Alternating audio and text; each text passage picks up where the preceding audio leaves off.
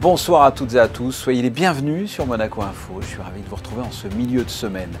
Suite de notre série de reportages consacrée à la 5e édition de la Monaco Ocean Week, avec comme focus aujourd'hui les nouvelles technologies au service de la mer. Et vous allez le voir, ces entreprises innovantes ont besoin de financement. C'est un des plus grands écrivains contemporains français. Il est membre de l'Académie Goncourt et du conseil littéraire de la Fondation Prince-Pierre de Monaco. Pierre Assouline vient de publier son dernier ouvrage, Le Paquebot, un roman dont l'histoire se déroule sur un navire qui a fait naufrage en 1932 avec à son bord le grand journaliste Albert Londres. Pierre Assouline sera notre invité. Peut-on parler de tout? C'est la question que l'on se pose au diocèse de Monaco et cela fera l'objet d'une conférence débat avec plusieurs intervenants jeudi soir à l'Agora.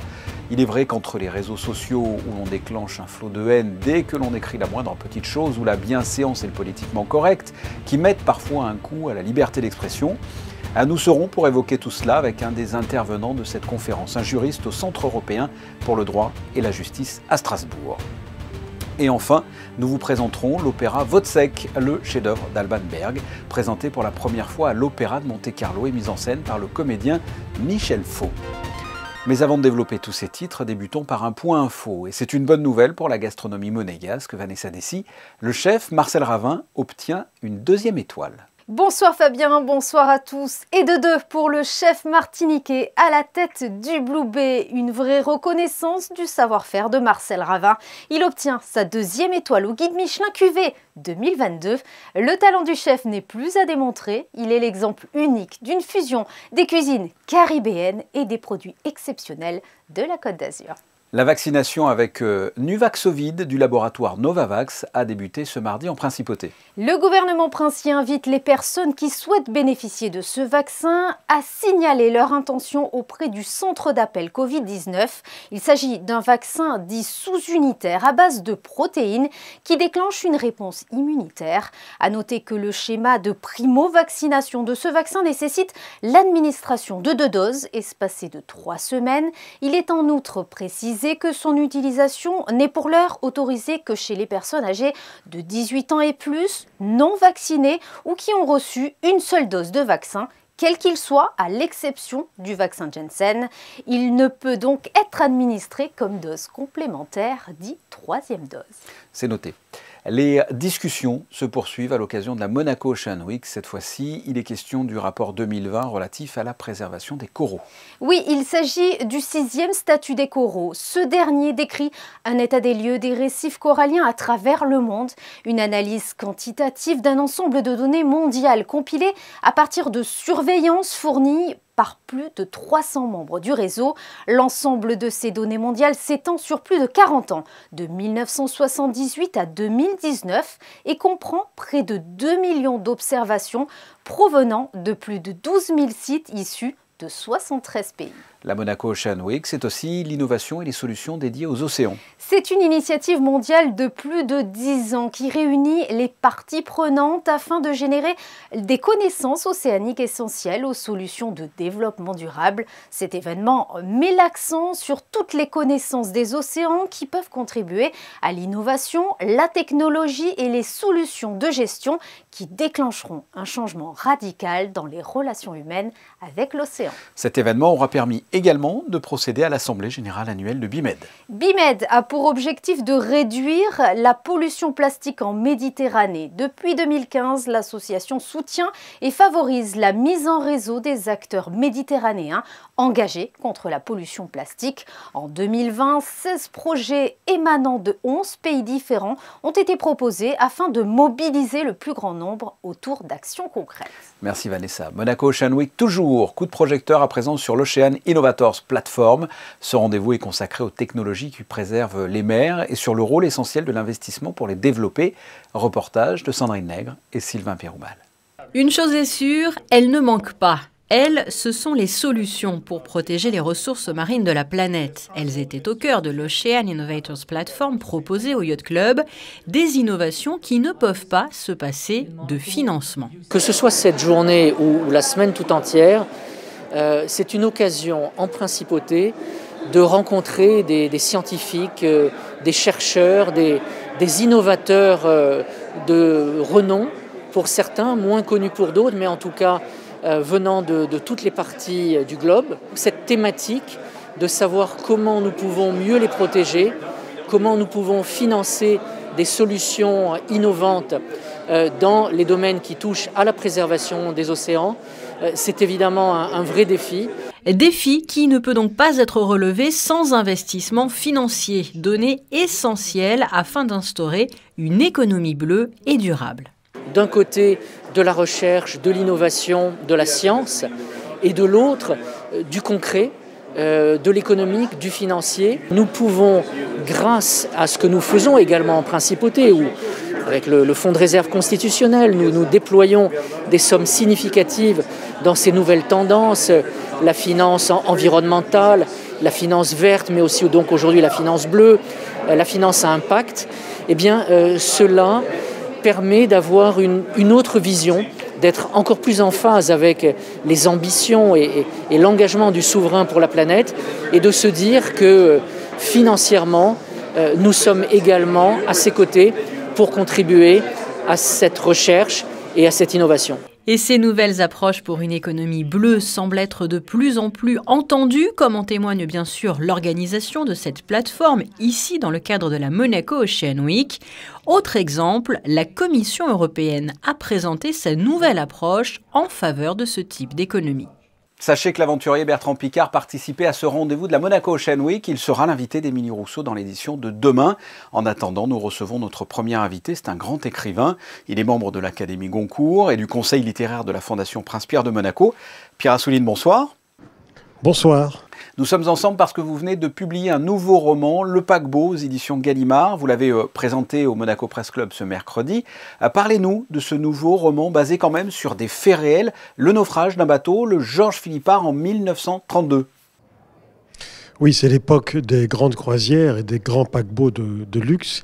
Je voulais raconter le huis clos d'une croisière un peu emblématique parce que c'était la croisière inaugurale de ce paquebot sur la ligne Marseille, Yokohama et retour, donc en passant par le Vietnam, etc., l'Indochine, et raconter l'atmosphère sur ce bateau, les rencontres entre les gens, tout ce qui se passe, les histoires, les malentendus, les quiproquos, bien sûr, une part de comédie, comme dans toute croisière, mais aussi et surtout, n'oublions pas que nous sommes à quelques mois de la prise du pouvoir par Hitler, et déjà, son parti arrive deuxième aux élections législatives et il y a des lanceurs d'alerte, comme on dit aujourd'hui, et qu'on ne disait pas à l'époque, pour alerter l'opinion publique, et notamment sur ce bateau, pour dire aux gens, n'ayez aucune complaisance pour ce type-là, Hitler, parce que si jamais il prend le pouvoir, et il va le prendre, ça va être terrible pour l'Europe. En plus, avec un antisémitisme latent en Europe, hein. Bien sûr. De l'antisémitisme lié à la résurgence et au triomphe de ces nationalismes une fois qu'ils sont au pouvoir. Et je ne pouvais pas, au moment où j'écrivais ce livre, ne pas tenir compte de sa résonance dans l'actualité, il y a déjà un an ou deux. Et bien entendu, ce livre sort maintenant dans une résonance encore plus forte au moment des événements d'Ukraine. Car pour moi, la question, c'est aussi d'abord celle de l'Europe.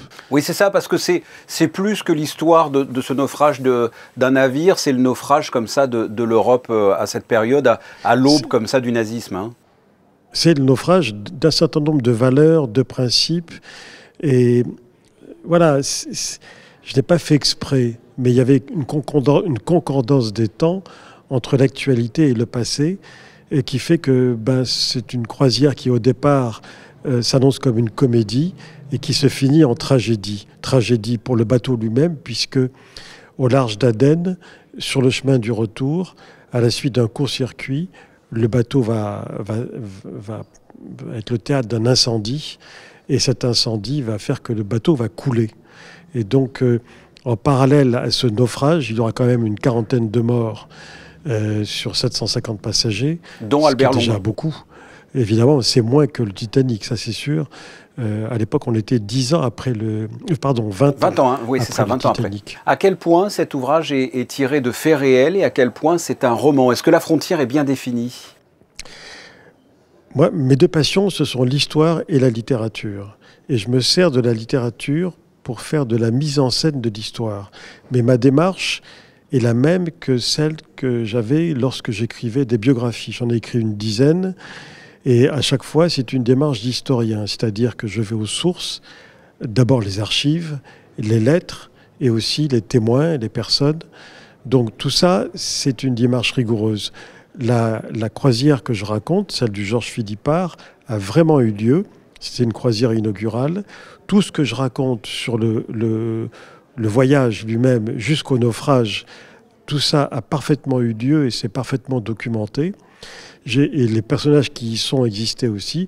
J'ai juste rajouté 5 ou 6 personnages imaginaires pour des raisons dramaturgiques, disons, à commencer par le narrateur, celui qui raconte cette histoire dans laquelle il est emporté. Vous êtes romancier, vous êtes journaliste également. Dans votre livre, il y a le grand reporter Albert Londres qui trouva véritablement la mort sur ce bateau. Qu'est-ce que vous évoque Albert Londres, ce grand reporter? Parce que c'est pas la première fois que vous écrivez un livre sur lui. Albert Londres, c'est le saint patron des reporters, petits et grands. Ouais. Et ça le reste, c'est quelqu'un... C'est votre vision du journalisme? C'est une vision, bien sûr. Ça peut paraître un peu daté aujourd'hui, Albert Londres, parce que c'était un journalisme qui se pratiquait dans une Europe où les moyens de circulation, pas seulement l'Europe d'ailleurs, le monde, où les moyens de diffusion n'étaient pas du tout ceux d'aujourd'hui. Il avait un esprit et il avait un regard. Et c'est ce regard qui est pour moi une leçon. C'est pas seulement une méthode, il y a des trucs bien sûr, mais c'est d'abord une façon de voir le monde. Dernière question qui n'a rien à voir avec le sujet. La dernière fois que l'on s'est vu, on a pas mal parlé, notamment de sport. Vous jouez toujours au jeu de paume? Oui, vous avez de la mémoire. Je joue toujours au jeu de paume à Paris, pas autant que je le voudrais. Et puis les 2 confinements ont fait que la salle de paume a été fermée, comme toutes les salles de sport. Mais on y est revenu et de plus belle, oui, j'aime toujours ça, toujours autant.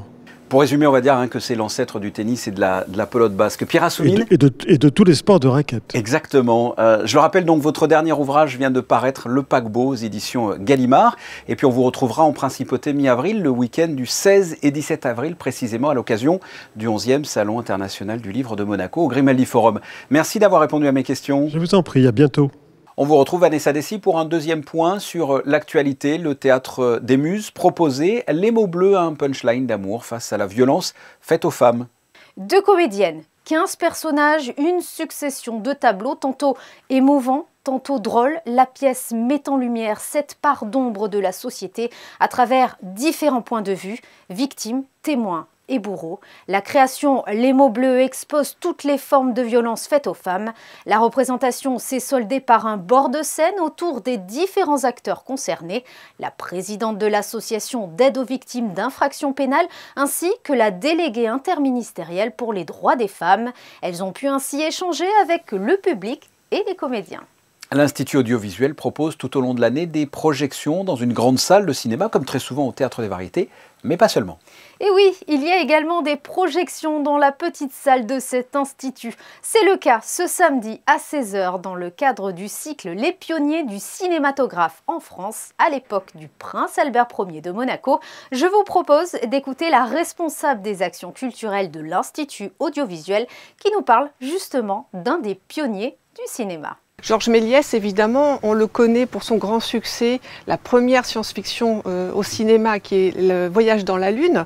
Mais ce qu'on oublie, c'est que c'est aussi le premier qui a travaillé en studio. Voilà, ces grandes verreries dans lesquelles il mettait des machineries de théâtre, des décors, les acteurs qui venaient jouer. C'est lui qui a inventé, on va dire, le côté spectaculaire et fiction du cinéma. Et la petite surprise de cette séance, c'est que la personne qui animera la séance est un magicien. Donc il a créé une épastrouillante conférence. C'est un terme de Méliès lui-même, qui venait lui aussi du théâtre et qui était illusionniste. Donc avec cette séance ouverte à tout le public, il faut penser que si vous voulez venir avec votre enfant de 7-8 ans, c'est vraiment conseillé parce qu'on apprend beaucoup de choses, on découvre ce milieu assez spectaculaire des débuts du cinéma, les trucages, et tout ça en plus avec un magicien qui vient en faire sur scène.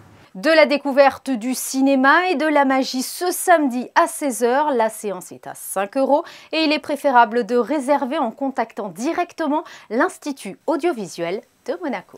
Une conférence dédiée à la bioéthique était organisée à la maison diocésaine. Toute l'année, le diocèse de Monaco propose un grand nombre de rendez-vous accessibles à tous. Des spectacles, des soirées pour débattre, des temps d'enseignement, des groupes de rencontres, mais aussi des conférences. Comme ce mercredi soir, les discussions se sont orientées autour des vastes sujets concernant les technologies biomédicales et les soins palliatifs. Un événement en présence du souverain. Merci Vanessa. Autre actualité du diocèse, ce jeudi 19h30 va se dérouler une conférence à l'Agora avec un thème très intéressant. Peut-on parler de tout? Avec nous ce soir, un des intervenants, il est juriste au Centre européen pour le droit et la justice à Strasbourg. Christophe Folzen-Logel, bonsoir. Bonsoir. Vous imaginez bien quelle sera ma première question? C'est tout simplement le thème de la conférence. Peut-on parler de tout? Je peux répondre presque directement, mais c'est parce que c'est le développement qui va suivre qui est peut-être le plus intéressant. Non, je pense que les gens le savent, le perçoivent, s'en rendent compte. Objectivement, on peut pas parler de tout. Il y a des limites, et il y a des limites dans de très différents domaines. Il y a d'abord les limites que les gens se mettent eux-mêmes, Oui. les limites que les médias, que les journalistes, que les GAFAM mettent en place. Et puis, il y a aussi les limites juridiques de la loi, du Parlement, mais aussi des juridictions, les interprétations. Et donc tout ça, ce sont des limites réelles, concrètes, qui font la liberté d'expression n'est pas absolue. Je pense qu'au-delà de la question aussi, peut-on parler de tout, d'autres questions se posent. Comment parler de tout et avec qui? C'est sûr qu'il y a des sujets qui ont toujours été difficiles, des sujets dont on pouvait parler avant et dont aujourd'hui on ne peut plus trop parler. Moi, je travaille à Strasbourg auprès de la Cour européenne des droits de l'homme, et donc depuis ces 10 dernières années, il y a beaucoup d'affaires qui sont venues auprès de cette Cour européenne, puisque chaque citoyen presque peut la saisir quand il estime que dans son pays, un de ses droits n'a pas été respecté. Vous avez quelques exemples comme ça? Oui, tout à fait. Alors, il y en a un très connu dont je parlerai, c'est l'affaire ES contre Autriche. Donc, il s'agissait d'une militante qui avait fait une conférence sur l'islam et elle avait été très critique sur l'islam, sur Mahomet, et elle avait même posé donc une question rhétorique. Mahomet s'est marié avec une jeune fille. Comment est-ce qu'on qualifie ça dans notre droit, si ce n'est de la pédophilie? Et ça a déclenché des poursuites pour ses propos. Elle a été condamnée en Autriche et la Cour européenne des droits de l'homme, de manière assez surprenante, a confirmé la condamnation de cette conférencière parce qu'elle avait porté atteinte à l'islam, elle avait voulu critiquer cette religion. Vous pensez que depuis quelques années, la liberté d'expression de façon générale a été malmenée? Il y a un arrêt fondateur qui s'appelle Handyside en 1976 de la Cour européenne des droits de l'homme, dans lequel elle dit que une société démocratique, elle est fondée sur le débat. Et donc, il faut accepter les idées qui choquent, qui heurtent. Elle a comme ça plein de mots de vocabulaire pour dire qu'il faut accepter la confrontation d'idées, même si ça peut être, si on peut être vexé, si on peut être atteint, si on peut être choqué, justement. Et depuis, il y a quand même beaucoup de sujets sur lesquels il ne fait pas bon de choquer, de critiquer. Concernant les réseaux sociaux, on ne peut plus rien écrire maintenant sans un déferlement de haine. Comment vous expliquez ça? Alors, il y a plusieurs aspects dans la contrainte. Vous voyez, quand vous écrivez quelque chose sur le réseau social, vous pensez à votre réputation, vous pensez à justement aux tweets ou aux réponses qu'on pourrait vous envoyer dans la figure en retour. Donc, il y a parfois déjà une autocensure. Ensuite, vous dites, bon, je vais pas dire ça parce que ça, c'est carrément contre la politique interne du réseau social lui-même. Et donc là, c'est aussi très important, il y a eu une grosse évolution. Je pense que c'est un marqueur que tout le monde a en tête, c'est que le président des États-Unis, Donald Trump, s'est fait censurer et bannir de Twitter et de Facebook. Et la dernière décision très intéressante que je voudrais mentionner, c'est quand même que Facebook a reconnu faire une entorse à son règlement par rapport aux propos qui concernent la Russie. Mais là, il y a une petite exception, contre Vladimir Poutine ou contre les soldats russes, des propos qui normalement devraient être inacceptables par la plateforme sont tolérés à raison du contexte et du conflit qu'il y a en Ukraine. Parlons justement de la Russie. Il est parfois dangereux de parler de tout, ça peut vous tuer, ça peut vous emmener en prison, avec par exemple le conflit ukrainien, où lorsque l'on emploie le mot guerre en Russie pour parler de l'Ukraine, on est passible, je crois, maintenant de 15 ans de prison. Oui, les peines sont extrêmement fortes, mais en fait, on voit bien que l'information, la liberté d'expression fait partie en fait d'un terrain de bataille aussi. C'est pour ça que la Russie a pris des peines très lourdes contre ceux qui vont contre le discours officiel. Ce qui est intéressant, et je dirais même quand même inquiétant aussi, c'est que l'Occident, qui se prétend libéral, porteur des valeurs des droits de l'homme, a tendance à avoir les mêmes réflexes de condamnation de toute parole qui va contre la version officielle, si je peux m'exprimer avec des guillemets. En tout cas, ça manifeste à mon avis très clairement que l'information et la liberté d'expression, en fait, c'est vraiment un terrain de combat, et c'est pour ça qu'on a souvent des atteintes à cette liberté d'expression, parce que en fait, c'est là où se joue une part importante des batailles idéologiques, culturelles et même guerrières. Je le rappelle, vous serez un des intervenants lors d'une conférence débat à la Maison diocésaine ce jeudi 19h30, avec pour thème donc « Peut-on parler de tout ?» Christophe Holzenlogel, merci. Merci beaucoup. Parlons d'opéra avec Wozzeck, le chef-d'œuvre d'Alban Berg est présenté pour la première fois à l'Opéra de Monte-Carlo. C'est un événement à ne pas manquer pour les mélomanes, avec plusieurs représentations du 25 au 29 mars. Reportage de José Sacré et Olivier Bonello.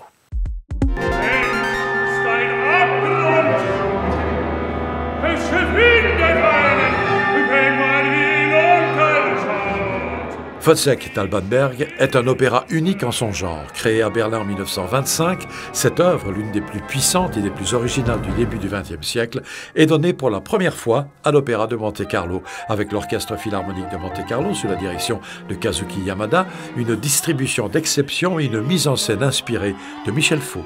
J'ai mon imaginaire, j'ai mes obsessions qui entrent en jeu. Mes délires, mais je pars toujours de l'œuvre. Et le texte de Büchner qui est très fort, qui est une pièce inachevée, l'histoire vraie, puisque Wozzeck a existé, il y a un rapport même médical, puisqu'il était quand même très très tourmenté comme garçon.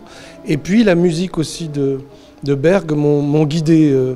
Et je voulais vraiment mettre en relief l'aspect poétique de l'œuvre, l'aspect onirique, l'aspect métaphysique même, et aussi mystique de cette œuvre que souvent on contourne. C'est une pièce qui raconte que Wozzeck dit à un moment donné l'homme est un abîme, donc c'est une vision un peu apocalyptique de l'être humain. Ils sont tous un peu perdus en fait, et tous, et Wozzeck le premier, ils sont tous tourmentés, ils sont tous.